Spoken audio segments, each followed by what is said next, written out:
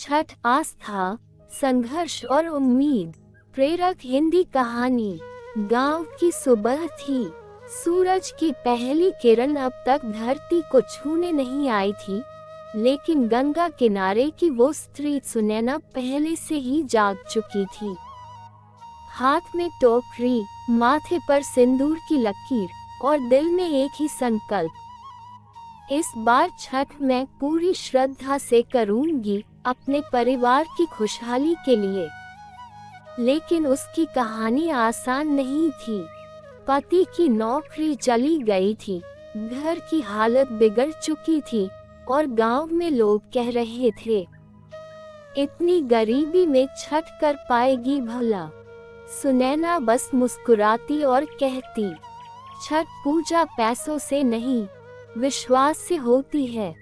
वह 3 दिन से उपवास पर थी, पानी तक नहीं पिया था, फिर भी चेहरे पर थकान नहीं, बस भक्ति की चमक थी। छठी के दिन वह नदी किनारे पहुंची। ठंडी हवा, बहती लहरें और डूबता सूरज। लोग घाट पर गीत गा रहे थे। ग्रेटर देन कांच ही बांस के बहन गया, बहन ले चली छठ घाट। सुनैना ने टोकरी में ठेकुआ, केला, नारियल और दीपक रखा। हाथ जोड़े, आंखें बंद की और सूर्य को नमन किया। उसकी आंखों से आंसू निकले, लेकिन होठों पर मुस्कान थी।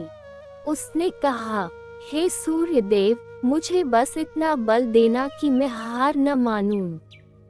शाम का अर्घ्य समाप्त हुआ। रात में उसने वही घाट पर जागरण किया। ठंड बढ़ रही थी, मगर उसकी श्रद्धा आग जैसी प्रखर थी। सुबह जब उगता सूरज आया, लालिमा छा गई और उसके साथ सुनैना की आंखों में उम्मीद की रोशनी।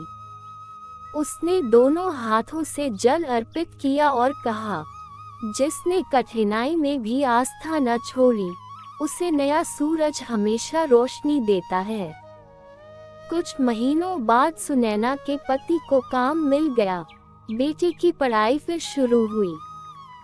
जब किसी ने पूछा, तूने कैसे हिम्मत रखी, वह मुस्कुराकर बोली, छठ सिर्फ पूजा नहीं है, यह विश्वास है कि अंधेरा कितना भी गहरा हो, सूरज फिर उगेगा।